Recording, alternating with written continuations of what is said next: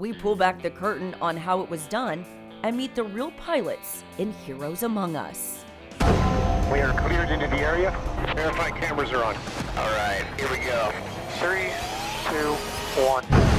Here comes some G's. In the summer of 2022, the long-awaited sequel of Top Gun returned to the big screen, much to the delight of moviegoers across the country. The timeless aura of Tom Cruise and the need for speed carried the movie back to the top of the charts as the highest-grossing film domestically and second only to Avatar worldwide.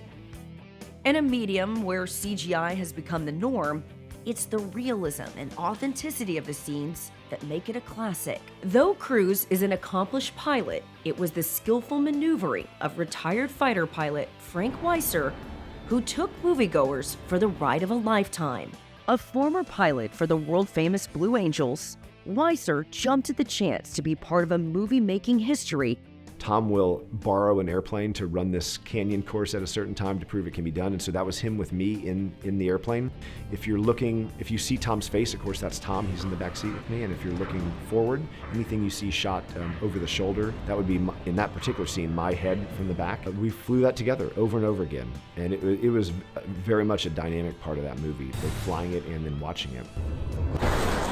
While the cinematography of these heroes in the air is unmatched, it's the revealing look at the heart and soul of the actors that make it one of the most beloved franchises in cinematic history.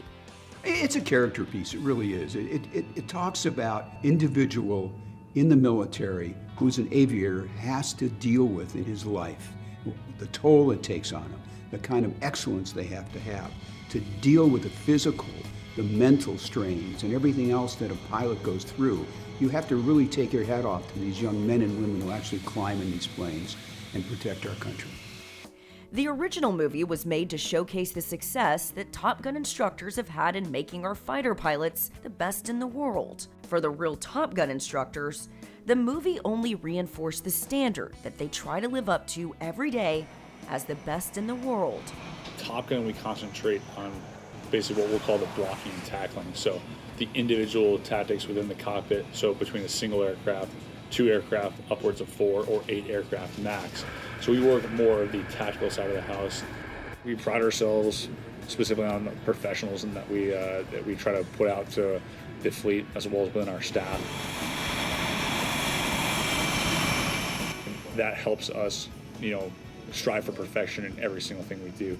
However, we realize that we can't have perfection in everything, but it is the bar for us, which is perfection. We want to make sure that the fleet, both the Navy and the Marine Corps, strives to the same thing. We know that not everyone can get there, and that everyone is always going to be that level, but as long as we don't fall back to the same bad habits we had that created this institution and the reason for it, then we'll never have a situation again where we lose so many people in combat. What's really cool to me is I had some nights that are very memorable in my mind of long nights over Afghanistan or Iraq, flying in very challenging scenarios. And in some cases, the people I was flying with were, my peers were senior to me.